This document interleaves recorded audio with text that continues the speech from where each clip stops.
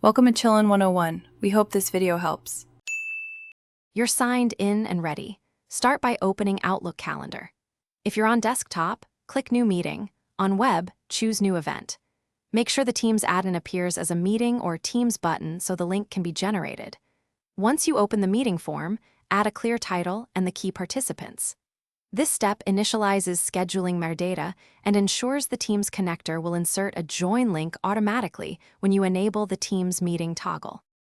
After the form opens, set date, start and end times, and confirm the time zone so attendees receive correct invites. Add required and optional attendees, then paste a brief agenda to reduce pre-meeting confusion.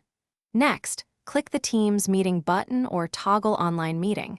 This tells Outlook to generate the Teams join link and meeting ID. Make sure the link appears in the event body. If it does, you've linked the calendar item to Teams, and finish by reviewing attendees, permissions, and the agenda. Then hit send so invites with the Teams join link dispatch immediately. If you need to control access, open meeting options after sending to set lobby behavior and presenter roles. This prevents interruptions and clarifies who can present. If the Teams link is missing, don't panic. Reclick the Teams meeting button or recreate the event in Outlook Web where the add-in is more reliable. Also check that Teams and Outlook accounts match.